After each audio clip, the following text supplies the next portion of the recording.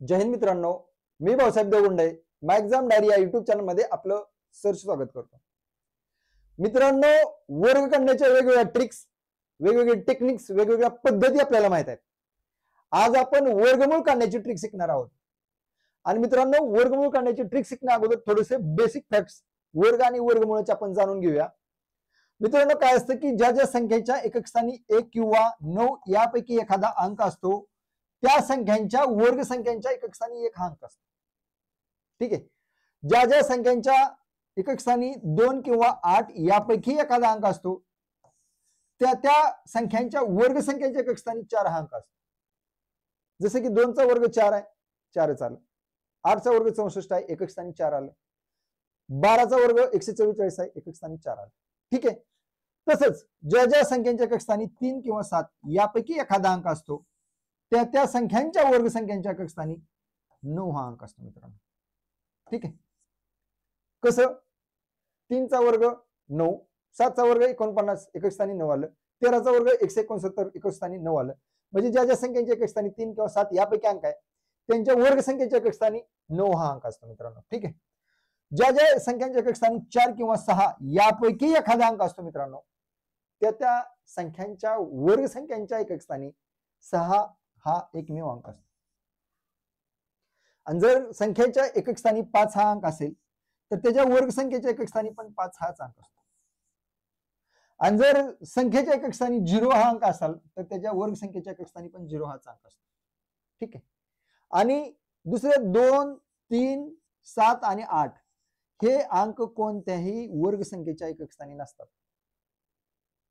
म्हणजे कुणाचाही वर्गाच्या एकक स्थानी 2, 3, 7 किंवा 8 यापैकी अंक नसतात. जर तुम्हाला सांगितलं की 242 चा वर्ग काढा, वर्गमूळ काढा, तर तुम्हाला माहित पाहिजे ही पूर्ण वर्ग संख्या नाही, कारण एकक स्थानी 2 आहे आणि पूर्ण वर्ग संख्या नाही म्हणजे पूर्ण वर्गमूळ निघणार नाही. ठीक आहे.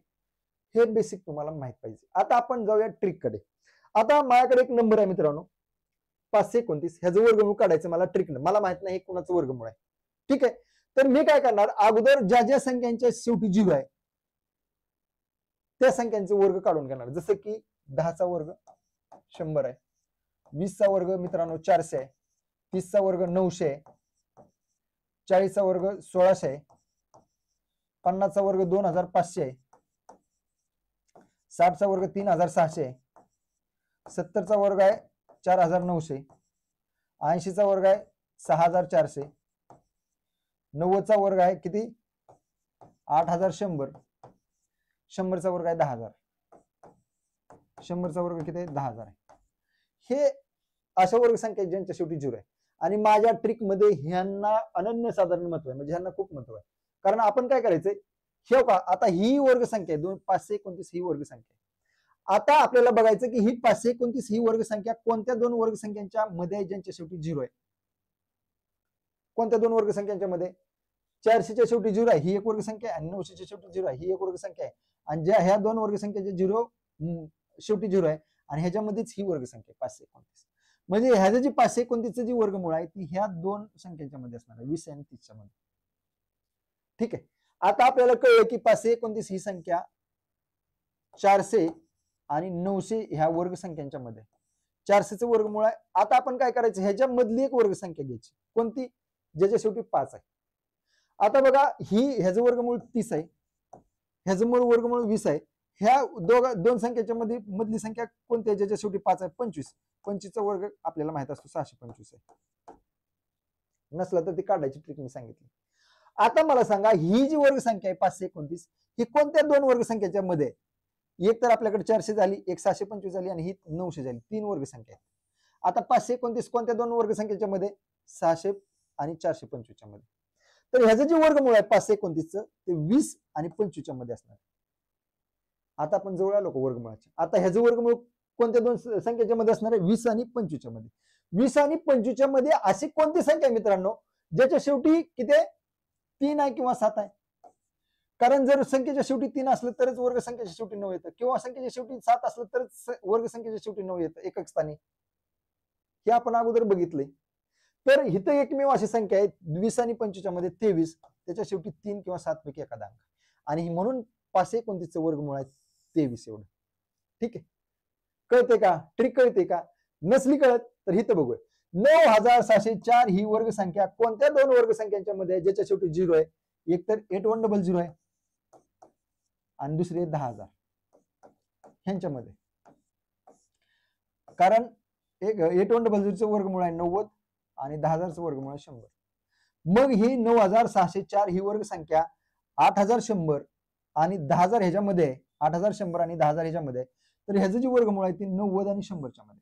90 आणि 100च्या मध्ये अजून एक संख्या मधली घ्यायची 95. 95चा वर्ग किती येतो मित्रांनो माहित आहे का तुम्हाला? 95चा वर्ग कसा करणार?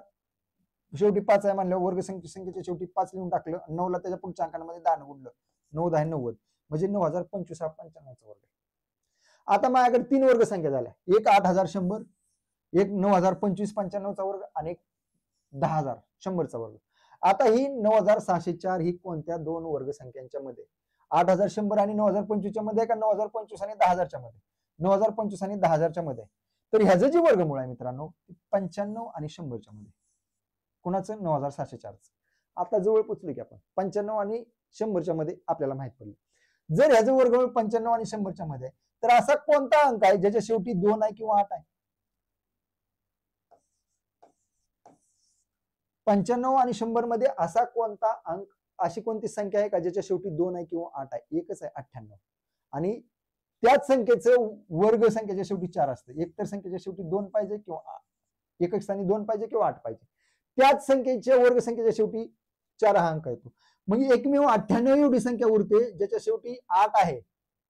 इथं 92 आहे तर 92 तर कट होऊन जाईल कारण 92 ह्या दोन संख्येच्या मध्ये येते 90 आणि 95च्या मध्ये.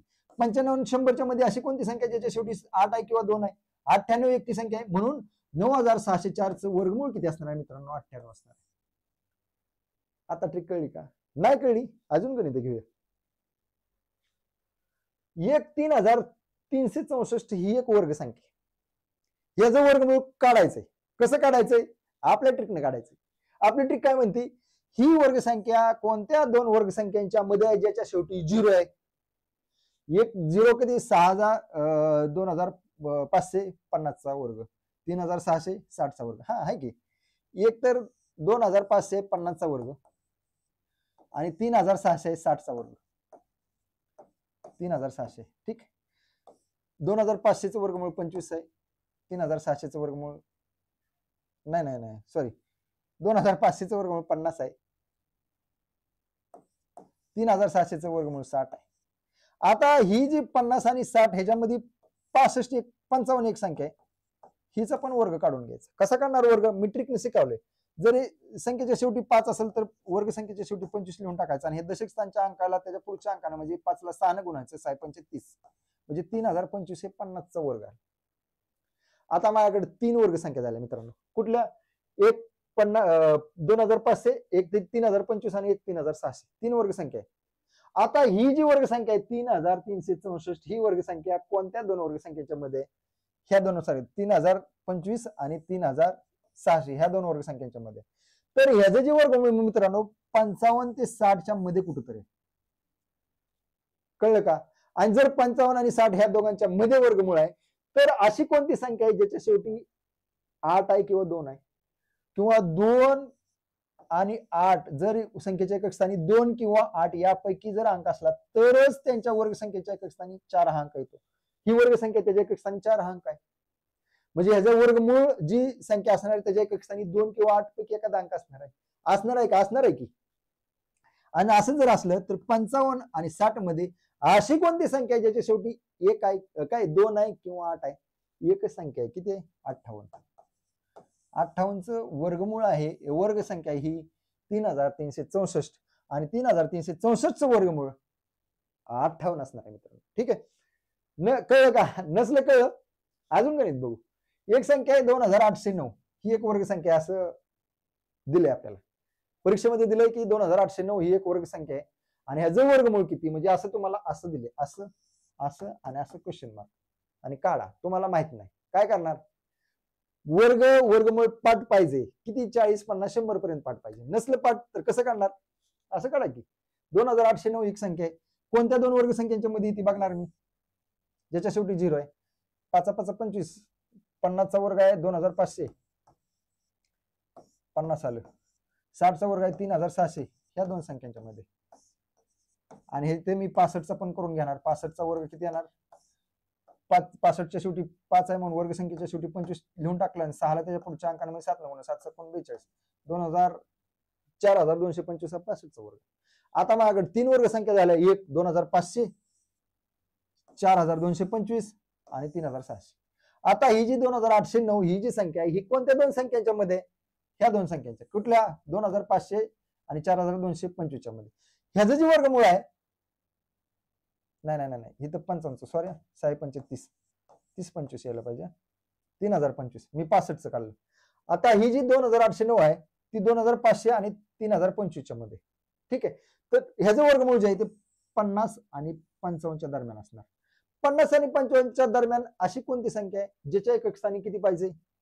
3 त्रिक 9 आणि 7 7 49, 3 पाहिजे किंवा 7 पाहिजे. तर हे 50 आणि 55च्या मध्ये अशी कोणती संख्या ज्याच्या शेवटी 3 किंवा 7 पैकी एक अंक आहे? 53 एवढी एकच संख्या. कारण 7 असायला इकडे 57 कडे जावं लागतं. 50 आणि 55च्या दरम्यान येत.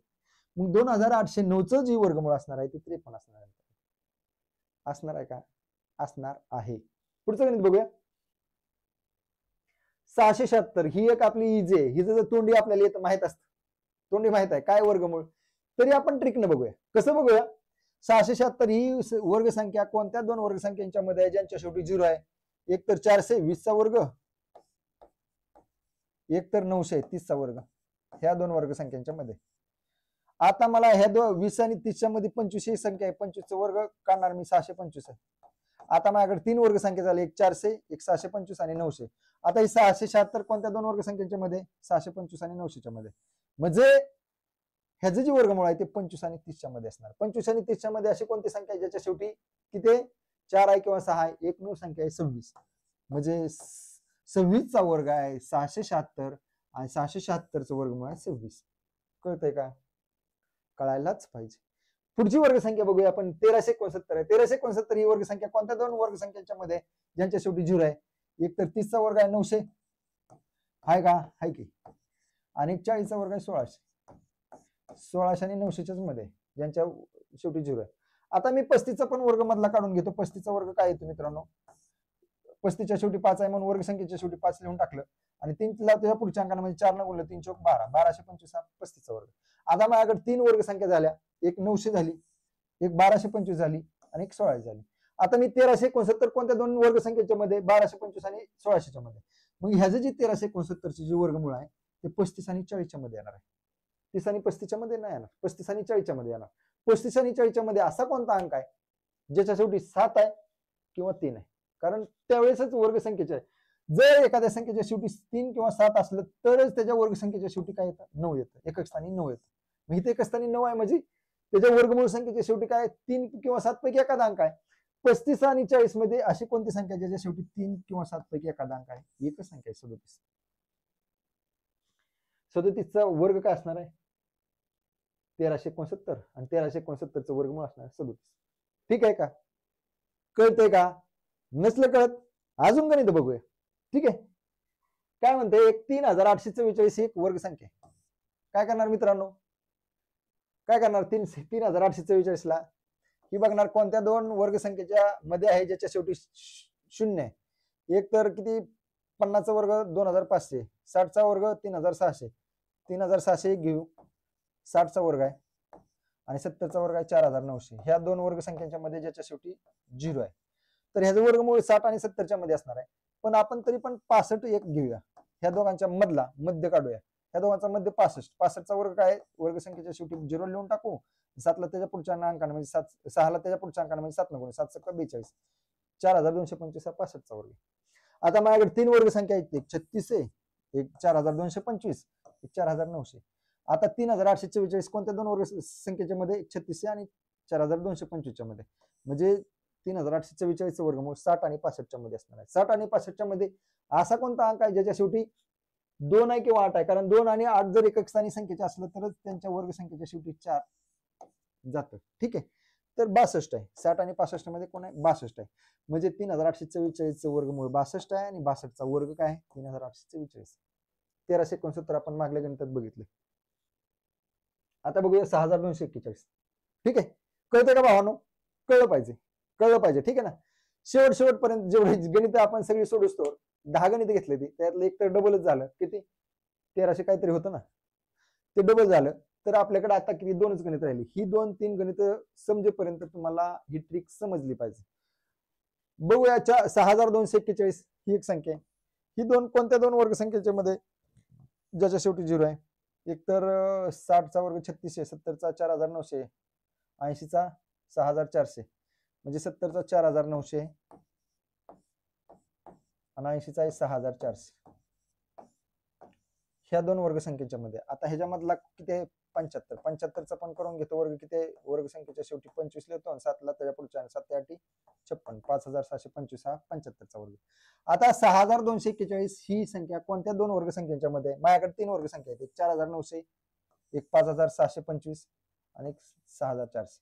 तर 6241 ही 5625 आणि 6400च्या मध्ये, म्हणजे ह्याचं जे वर्गमूळ आहे 6241 ते 75 आणि 80च्या दरम्यान आहे. जर 75 आणि 80च्या दरम्यान आहे तर अशी कोणती संख्या आहे जी 75 80च्या दरम्यान आहे आणि त्याच्या शेवटी 1 किंवा 9 पैकी अंक आहे?